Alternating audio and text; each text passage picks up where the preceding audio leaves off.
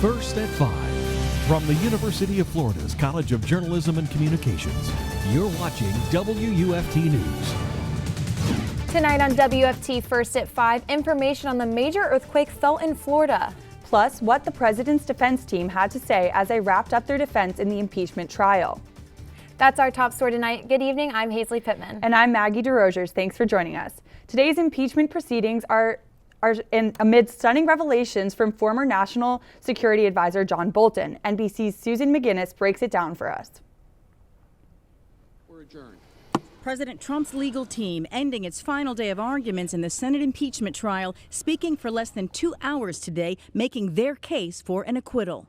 You know what the right answer is for the American people. But shockwaves outside the Senate chamber continue today after revelations about a forthcoming book by former National Security Advisor John Bolton. The New York Times quotes sources who have seen the manuscript as saying President Trump admitted he withheld aid to Ukraine in an effort to get political dirt on the Bidens. The president's lawyer is trying to minimize the Bolton revelations.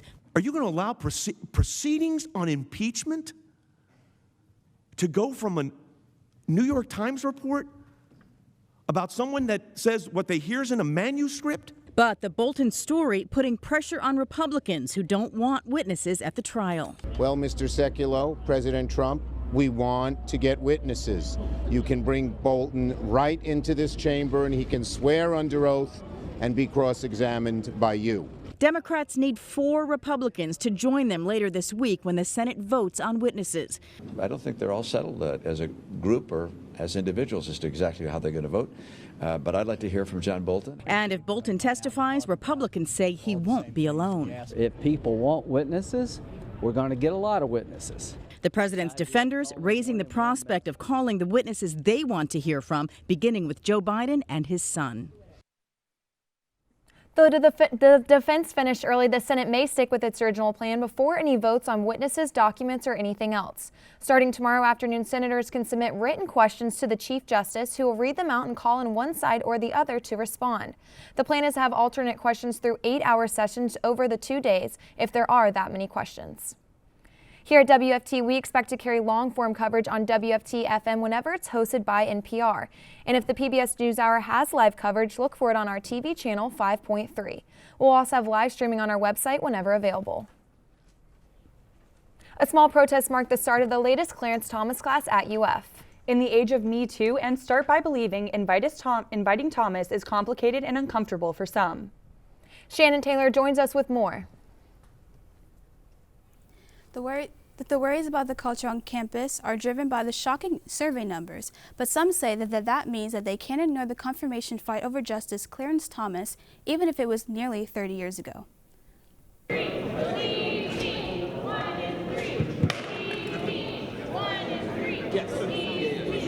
Protesters chanted today at the UF Law School, where Supreme Court Justice Clarence Thomas is co-teaching a 2-week course.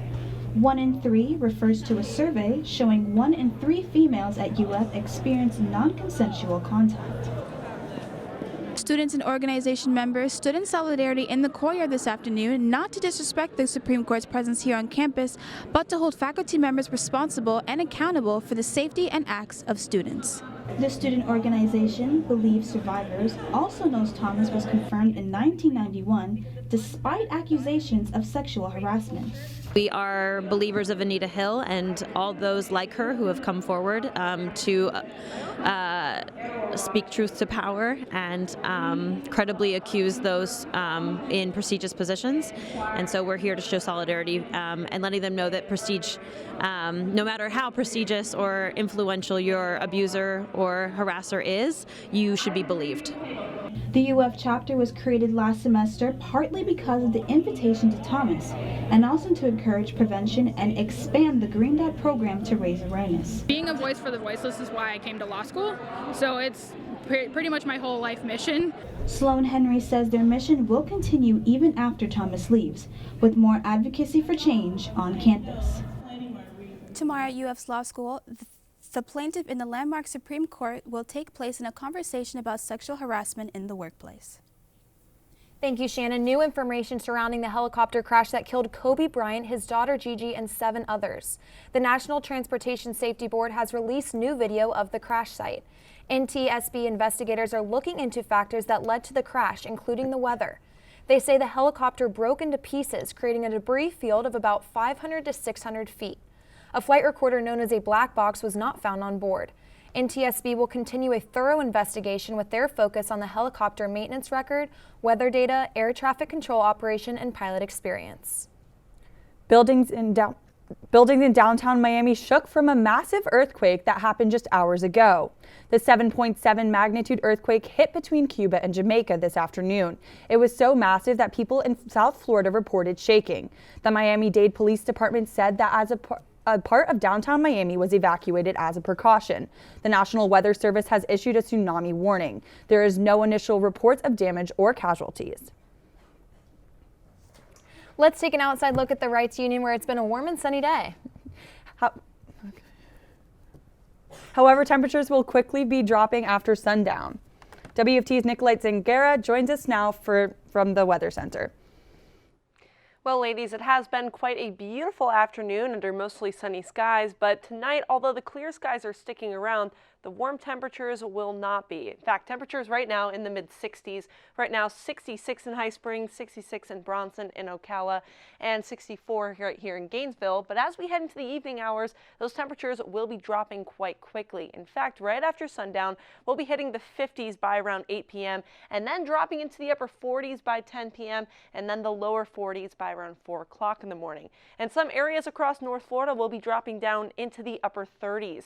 So areas towards I-10, 37 for your low in Lake City and Live Oak, 37 in High Springs as well, 39 in Stark, and it looks like now temperatures are expected to get down to the upper 30s here in Gainesville as well. So bundle up, but grab that umbrella before heading out the door. Back to you. Thanks, Nicolette. A 9-year-old Ocala boy is charged with attempted murder after police say he stabbed his little sister. Police say the stabbing happened Monday at an apartment complex in Ocala. The mother told police that she left her 2 kids alone for 10 minutes. When the mother returned, she found her son stabbing her daughter with a kitchen knife. The young girl had multiple stab wounds and was airlifted to a nearby hospital. According to the arrest report, the boy claimed he had been thinking about killing his sister for a 2-day period. Investigators say the girl is expected to survive. The boy is set to have a court appearance February 5th. An Ocala man is charged with aggravated child abuse. 20-year-old Homer Tuzo was arrested yesterday. A week ago, an infant was brought to the hospital with multiple fractures in her arm. X-rays revealed rib fractures as well. The mother told authorities it happened when she left the 6-week-old with Tuzo for about an hour. He is charged with 2 counts of child abuse and is being held without bond. A prison guard is arrested after pouring bleach in an inmate's cup. The incident took place at the Lowell Correctional Institution over this weekend. 28-year-old Qualisha Williams was seen pouring bleach in a cup that was then going to go on the inmate's breakfast tray. Investigators say Williams then had an argument with that victim. She has admitted to pouring the bleach but said she didn't want to hurt anyone.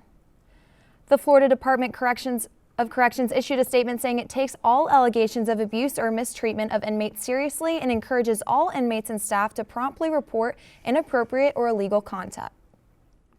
Greyhound racing will be illegal in Florida by the end of this year. But for some, greyhound racing is more than just placing a bet. WFT's Toby Perkins visited one man whose life revolved around greyhound racing. Amendment 13, which ends greyhound racing, live greyhound racing in the state of Florida, was passed in November of 2018. So as of the end of 2020, there will be no more greyhound racing in the state of Florida.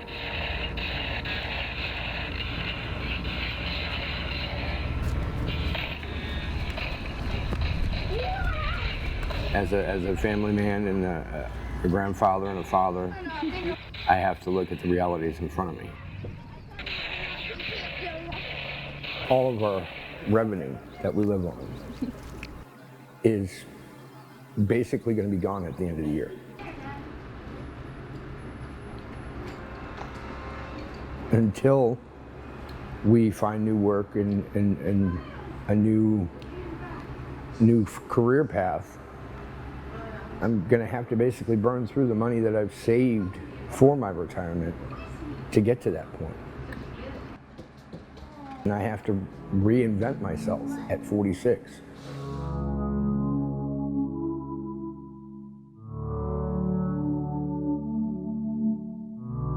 There's two sides to every story in life, and I know how it ends for racing here in Florida. Snippet of WFT's special report on the Greyhound Racing Band. The rest of the story can be found on our website at WUFT.org. WFT News First at 5, there's a new solution to standard farming, and it's happening right here in Florida. Plus, the major allegations for the famous food chain Chipotle is now facing. Those stories and more coming up after the break. And I hope you enjoyed the sunshine this afternoon, because that won't be the case tomorrow. I'll have your full extended forecast after the break.